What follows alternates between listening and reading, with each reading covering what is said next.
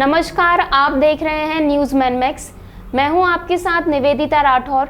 आइए रुक कर लेते हैं आज की मुख्य खबरों की ओर।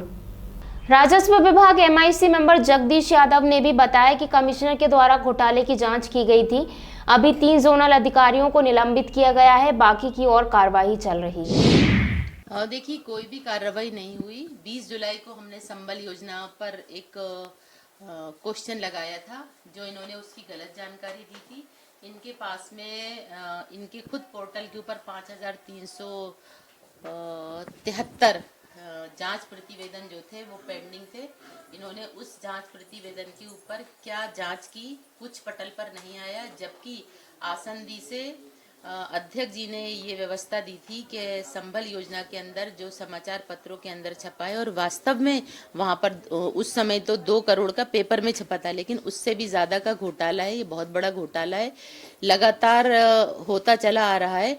तो उस सारी बातों को सुनते हुए अध्यक्ष जी ने आसंदी से ये व्यवस्था दी थी कि इसका जांच प्रतिवेदन बुलाया जाए और दोषी अधिकारियों के खिलाफ कार्रवाई की जाए।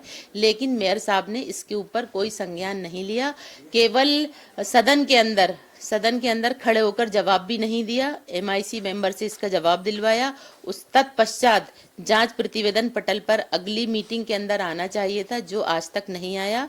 अगर आपने कोई भी जांच करी थी तो ये सार्वजनिक होना चाहिए थी, और उन अधिकारी कर्मचारियों के नाम जनता को बताए जाते और उन पे कार्रवाई होती। और दंडात्मक कार्रवाई क्यों नहीं की गई? जब इतना बड़ा जिसने घोटाला किया उसके ऊपर एफआईआर क्यों नहीं हुई?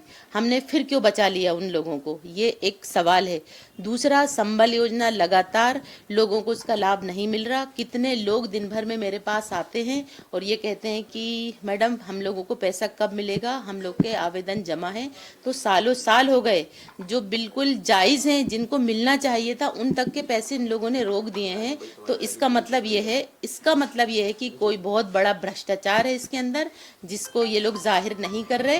तो इनके ऊपर जघन्य कार्रवाई होना चाहिए और बड़े वरिष्ठ अधिकारी गण इसके ऊपर संज्ञान ले, क्योंकि मेयर साहब की ये बस की नहीं है कि वो कोई भी कार्रवाई अकेले अपने हाथों से या अपने दम पर कर सके, क्योंकि उनको प्रतिदिन कई लोग शिकायत करते हैं और प्रतिदिन और हर परिषद के अंदर कोई ना कोई ऐसा भ्रष्टाचार का मामला आता है, और वो जांच कमेटी तक जो गठन किया जाता है अध्यक्ष जी के माध्यम से, उसको भी डिस्ट्रॉय कर देती हैं, और उस कमेटी के माध्यम से कुछ जांच नहीं कराना चाहती। इसका मतलब ये है कि साफ साफ भ्रष्टाचार है।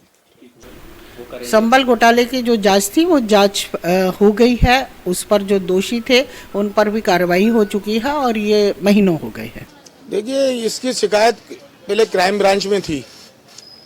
क्राइम ब्रांच की जो जांच चल रही थी उस विषय में आयुक्त महोदय ने इसको अपने संज्ञान में लिया और 3 जेडों के ऊपर कार्रवाई की गई। ये कार्रवाई महापौर के भी संज्ञान में है। महापौर जी ने भी सख्त आदेश दिए थे कि अब जो बचे हुए जोनल अधिकारी हैं, अगर वो जांच में दोषी पाए जाते तो उनके खिलाफ भी कार्रवाई की जाएगी। आप राजस्व एमआईसी आप किस रूप से इस घोटाले को देखते हैं? नहीं, देखिए, ये भी जांच का विषय है कि जांच हम लोगों ने ही कराई और माननीय महापौर जी के कहने पे आयुक्त महोदय द्वारा ये जांच की गई। जांच में दोषी पाए गए। अब जो आगे जो कार्रवाई और जो दोषी उस पर कार्रवाई की जाएगी। लगभग कितने का घोटाला मानते हैं? कितने का घोटाला? अब देखिए, ये तो संबल की योजनाएं देखने पड़ेंगी, कितने संबल के हितग्राही के साथ की गलत काम हुआ है।